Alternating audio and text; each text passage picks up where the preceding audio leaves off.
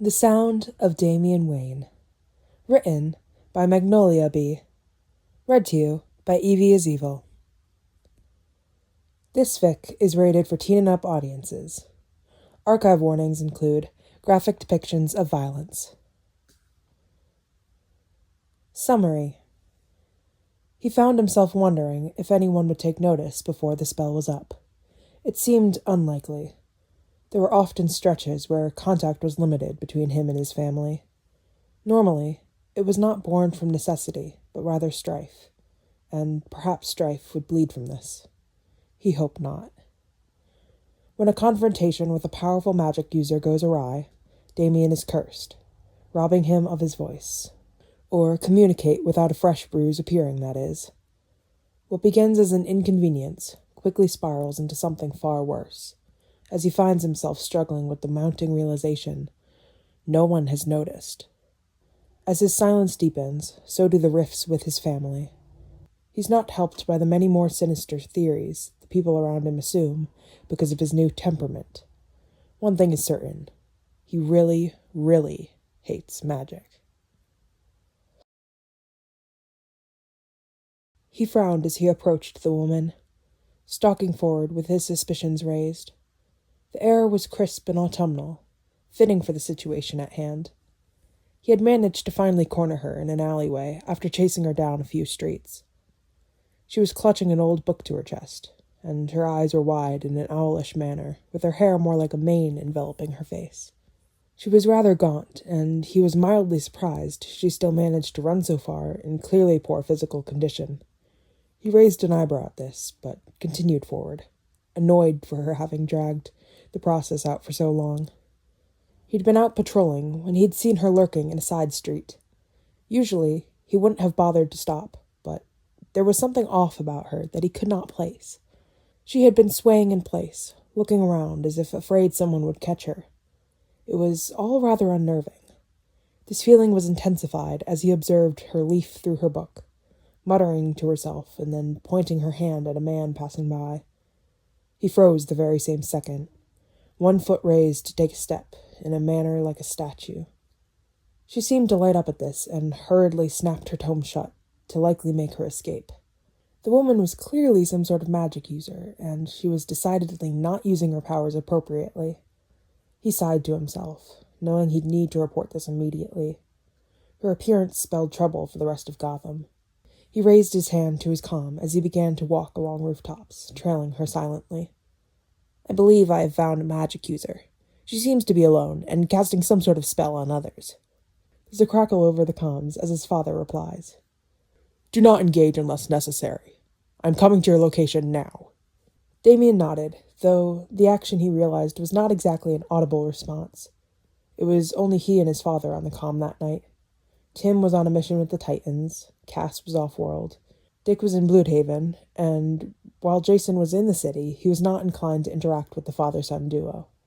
Even Barbara was not online, as she and Steph were working on some sort of case together, which involved a lot of files and computer work. He was grateful to have no part in any of that, but it was quieter than he's used to, no one blabbering in his ear about some inane subject. He quickly reached up to press his comms. Affirmative. I am following her currently. I will give updates if the situation changes. His father grunted a noise of assent, and Damian was left to continue keeping pace with the woman below. Her grip on the book was fierce, and she had placed it carefully in a leather bag she had secured around her upper body. She was covered in dust, in a manner suggesting she hadn't been able to clean herself in quite some time. It was all rather curious, and he noted this as he continued forward. He did not desire to break his father's orders, as the punishment would surely not be worth the risk. He didn't particularly enjoy dealing with magic users as it was, so backup was not so terrible in this current situation. That did not mean he was entirely opposed to engaging, as the thought ran through his head, as he observed the woman come to another stop before pulling out her book again. His eyes narrowed as she once more hastily looked behind her before peering around a corner. There was a person in a hoodie hurriedly walking down the street, no doubt some civilian who had left a location a bit too late in the night for adequate safety. His frown deepened as the woman raised her hand, pointing it once more at this new person. There didn't seem to be any motive. It was as if the woman was testing out her abilities. In that split second, as she opened her mouth to speak, he grappled forward, landing in front of her. "What are you attempting?" he growled, glaring the woman down in his most intimidating manner. It appeared to work too well, as the woman stumbled back, shaking like a leaf as her eyes widened. She stuffed the book once more into her bag, her stare never leaving him. "I asked you a question," he continued. She didn't bother to respond, and he scowled as she turned her head behind her, noticing the alley and multiple side streets connected. His hands twitched as she hurriedly turned her feet and sprinted.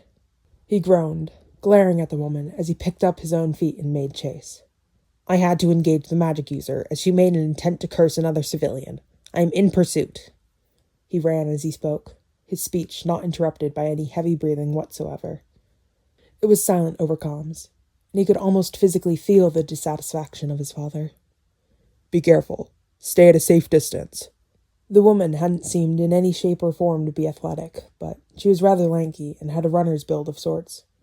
He heard her muttering to herself before she picked up the pace once more, at a rate that was decidedly not humanly possible. He cursed to himself before snatching his grappling hook from his belt and taking to the rooftops. He always loved the way he could fly through the air. Perhaps the freedom it gave was similar to the wings of a bird. The chase turned in his favor then, as with his rooftop view and superior knowledge of the layout of Gotham, he was always one step ahead of the woman. She sprinted still, but seemed to be losing stamina as she slowed considerably over the next couple of minutes. The spell seemed not to have improved her lung capacity. Luck seemed to continue to be on his side as she made the fatal mistake of darting down a street with a dead end. She was panting as she ran, not noticing him grapple back down to the ground level, as she nearly ran face first into a wall. She stopped her momentum with her hands and turned to look wildly at him.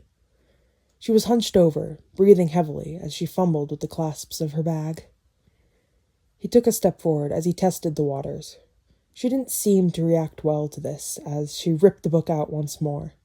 From closer up, it seemed to have a sort of detailed etching in the leather of its cover. There were thorny vines leading to imagery of skulls, and it seemed rather medieval with a griffin drawn in the middle. The older the magic, the more powerful it tended to be. He never heard much of new curses causing havoc, but rather the ancient vexes that had been cast by sorcerers millennia ago. The book was a bad omen in his mind. He was put on edge, but took another tentative step. "You have nowhere left to run. Your spell did not work as you seem to have intended. Give up. It is clear you're out of your depth." His words did not seem to have much of an effect on the woman, as she continued her actions. The book was hurriedly opened, its yellowed pages flipped through as she seemed to be searching for a specific part. The situation confused him. She was not knowledgeable of the spells in the book, yet still had the capacity to use them quickly. He figured it best to not prolong any longer and rushed her.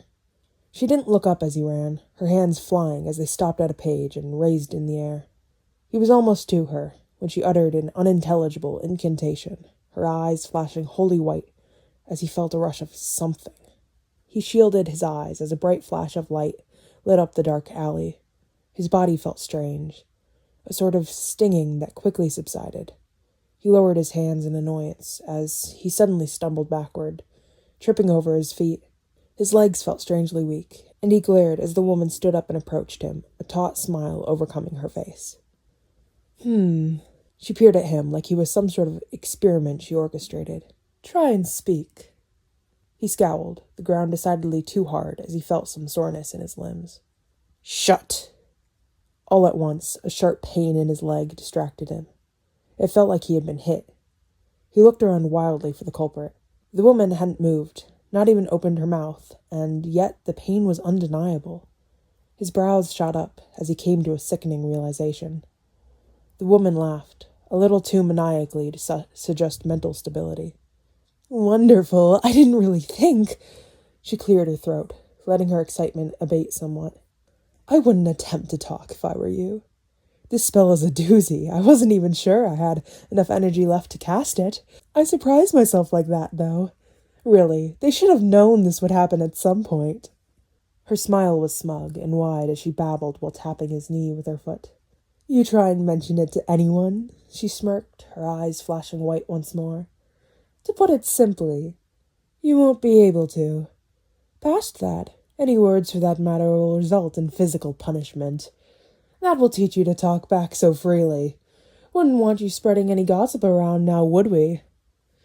He hissed at her, almost like a cat, and her smile only grew. She smoothed the cover of her tome carefully before placing it back in her bag, snapping the clutch closed.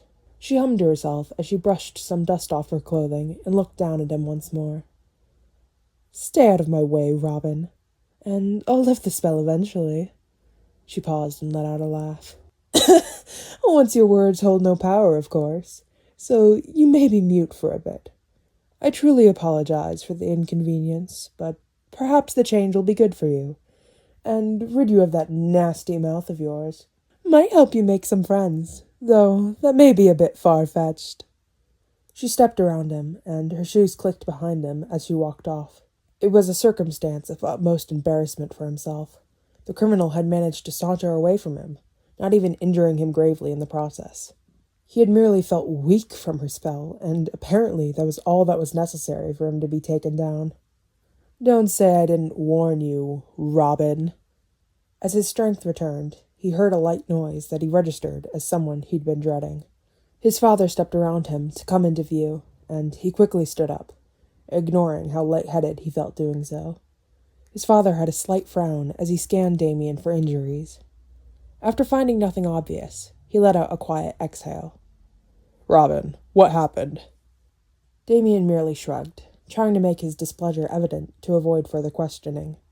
He guessed physical gestures not to activate the spell, perhaps because they were so ambiguous, not always having meaning behind them. His father sighed, rubbing at the exposed part of his chin.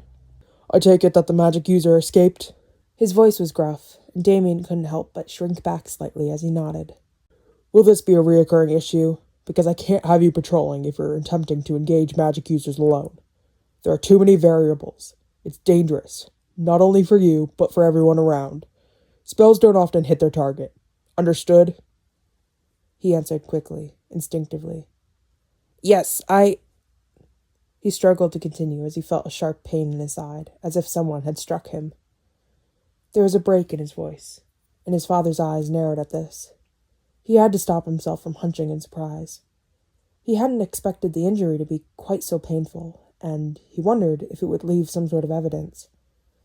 It had seemed improbable that a spell so ridiculous would manage to best him, yet the pain he felt now was clear as day. Whatever he had been hexed with seemed to be powerful, more so than would be expected with any normal sorcerer. She was either highly experienced, or possessed too much magic for her own good, and Damian was leaning toward the latter. The woman had fled long ago, taking with her that dreaded spellbook.